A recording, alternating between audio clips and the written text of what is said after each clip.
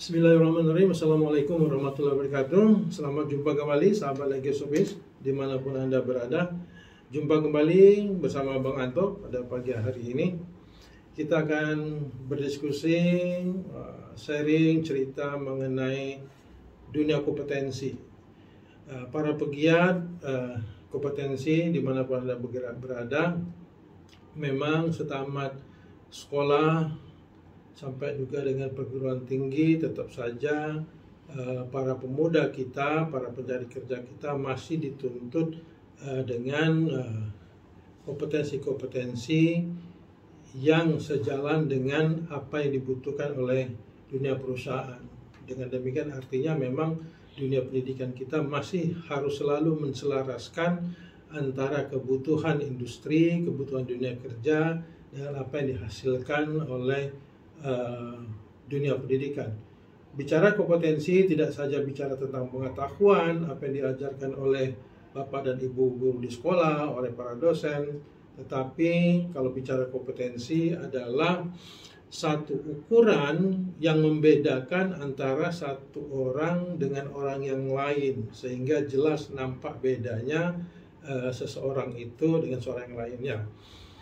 Secara umum kompetensi itu digambarkan adalah seseorang itu harus memiliki memang pengetahuan yang cukup, mempunyai skill, kemampuan teknis yang mumpuni, dan selain itu juga dia juga harus membutuhkan attitude, perilaku yang baik pula untuk bisa melakukan suatu pekerjaan dengan baik. Itulah yang dituntut oleh dunia pekerjaan kepada adik-adik kita, kepada anak-anak kita, kepada generasi penerus untuk dapat bekerja di suatu perusahaan. Namun fenomena yang terjadi di dunia saat ini, terutama di Indonesia, dengan berbagai macam kejadian yang mengganggu para pegiat dunia kompetensi, sehingga muncul pertanyaan dari benak saya, apakah kita masih membutuhkan kompetensi?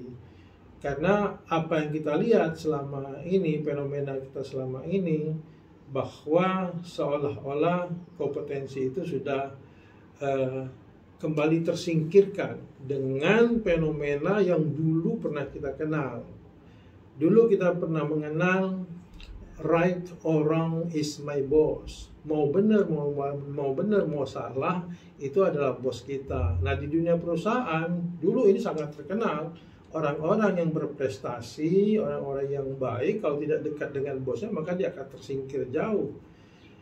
Sehingga dulu istilahnya ya tidak perlu kompetensi, tidak perlu keahlian yang mumpuni untuk mendapatkan suatu jabatan atau mendapatkan karir yang baik. Yang penting dekat saja dengan bosnya, seperti itu.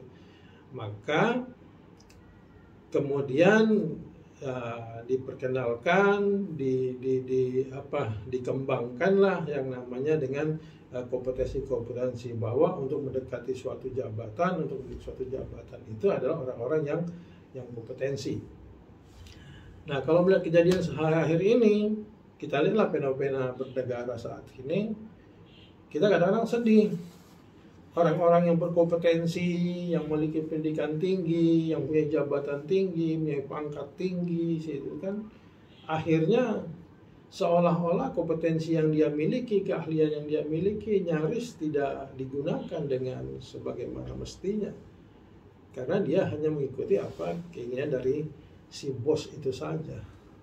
Padahal kalau kita mikir kadang-kadang ya, si bos itu kan yang menentukan, yang memilih kita juga, yang mendorong dia supaya jadi pimpinan kita juga. Nah, kenapa kita dengan kompetensi yang kita miliki menjadi kita harus mengikuti apa kata si bos? Nah, ini tidak lain dan tidak bukan, karena semuanya di dalam suatu profesi, dalam suatu jabatan, dalam suatu kedudukan, yang paling ditakutkan oleh orang-orang adalah hilang jabatan.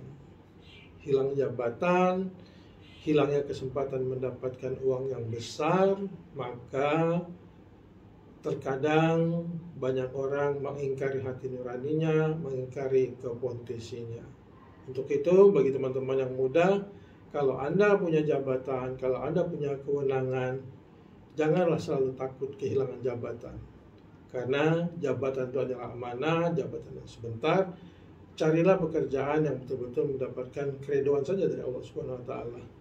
Untuk itu pesan saya dari Bang Anto, Legacy Salam, Legacy Voice. Assalamualaikum warahmatullahi wabarakatuh.